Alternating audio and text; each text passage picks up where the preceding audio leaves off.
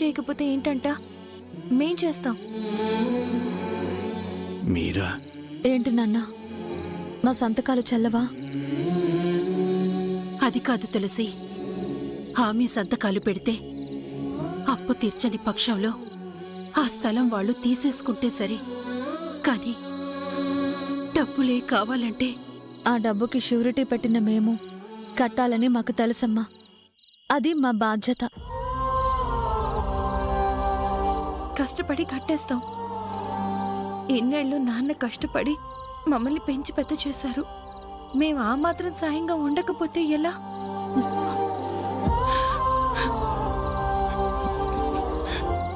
ఇలా రండమ్మా. నాన్న, మిమ్మల్ని నా కూతుళ్ళని ఎవరన్నారమ్మా? మీరు నా కొడుకు.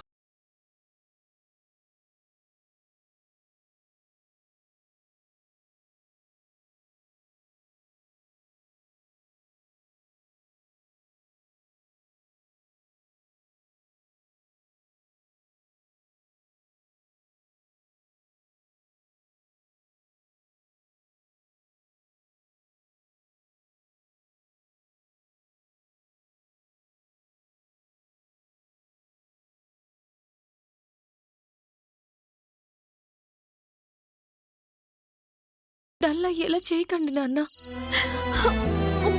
పిల్లలిచ్చిన ధైర్యంతో మీ మొహంలో చిరునవ్వు వస్తుందనుకుంటే మా కళ్ళల్లో కన్నీళ్లు తెప్పిస్తున్నారు.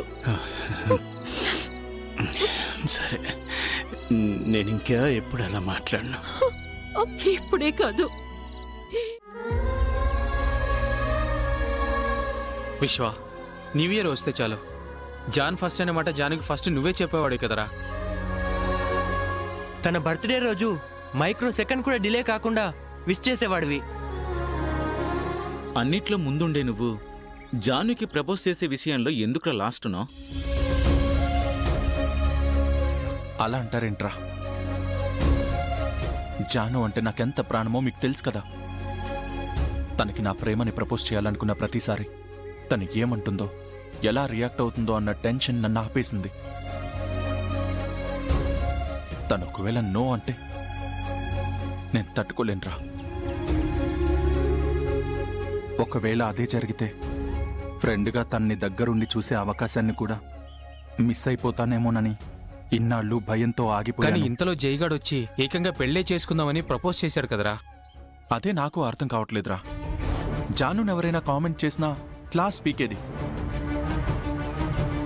అలాంటిది అలా డైరెక్ట్గా ఇంట్లో వాళ్ళతోనే సంబంధం మాట్లాడాడంటే ఆ జయనందన్ గారిని ఏమనలేదే అని ఆలోచిస్తున్నాను. రేయ్, వాణ్ణి గారు గీరు అంటావేంట్రా? అందరూ నీ అంత మంచోళ్ళు కాదురా. అసలు ఆ జయనందన్ గడు మన విశ్వలాగా మంచోడై ఉంటాడా? ఎవరికి తెలుసు? మనకు తెలియాలిరా. వాడి క్యారెక్టర్లో తేడాలుంటే వాడి గురించి శ్రీనివాస్ అంకుల్కి చెప్పేస్తే జానుతో వాడికి పెళ్ళేలా అవుతుందిరా. అంత డీసెంట్గా ఉంటాడు కదరా. రే మామ, అమాయకంగా కనిపించేవాడు ఎవడు మంచివాడు కాదురా. అవునరా, వాడు అలాగే కనిపిస్తాడు. రే విశ్వ, వాడేంటన్నది మనం ఫైండ్ అవుట్ చేస్తే జానుతో నీ లైన్ క్లియర్ అయిపోద్దిరా. రే మామ, నాకు తెలిసిన ఒక డిటెక్టివ్ ఉన్నాడురా.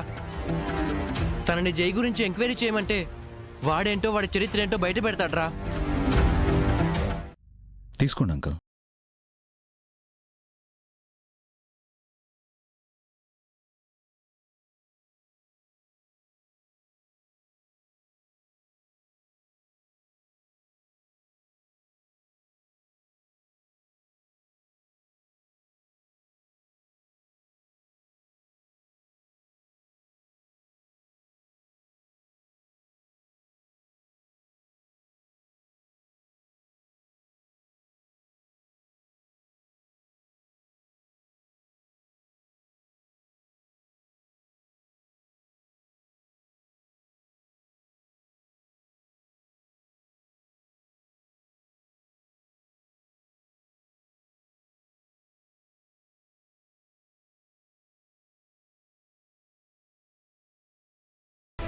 నాకున్న 3 సెంట్ల స్థలంలో నేను ఇల్లు కట్టి దానికి లక్ష్మీ నివాసం అని నా భార్య పేరు పెట్టాలనుకున్నాను.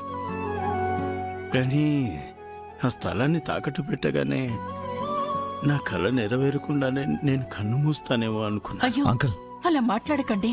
నీకు 2 చేతులెత్తి దండం పెట్టాలనుందయ్యా, కానీ చిన్నవాడివి అయిపోయావు. మా ఆయుష్ కూడా పోసుకొని నిండు నూరేళ్ళు నువ్వు చల్లగా ఉండాలయ్యా. ఈ ఇల్లు కట్టడం అనేదే నాకున్న ఒకే ఒక్క కోరిక. కానీ ఇప్పుడు నాకు 2వ కోరిక కూడా ఉంది. నువ్వెప్పుడూ బాగుండాలని నేను ఆ భగవంతుని కోరుకుంటాను. నీ రుణం ఎలా తీర్చుకోవాలో మాకు తెలియడం లేదయ్యా. అంకుల్ అలా మాట్లాడకండి ప్లీజ్. ఈ సమయంలో నేను అడగడం కరెక్ట్ కాకపోయినా అడుగుతున్నాను. మీ అమ్మాయి జాను అంటే నాకు పంచ ప్రాణాలు. తన్ని నాకిచ్చి పెళ్లి చేస్తే నాకు ఓ కుటుంబాన్ని ఇచ్చిన వాళ్ళు అవుతారు. అమ్మ, నాన్న, అక్క, తమ్ముడు ఎవ్వరూ లేని నాకు మీరందరూ తోడవుతారు. పెళ్లి గురించి ఆ, ఇదంతా నేను జాను కోసం చేశాను అనుకోకండి. చాచా, అలా అనుకుంటే మీరు మా ఒక్కరికి మాత్రమే సాయం చేసేవారు. ఎంతో మంది దగ్గర ఏం ఆశించారని వాళ్ళందరికీ సాయం చేశారు. హ, జానుతోనే కాదు, మా ఇంట్లో వాళ్ళందరితో కూడా మాట్లాడి మేము మా నిర్ణయాన్ని చెప్తాం. యా అలాగే అంకుల్.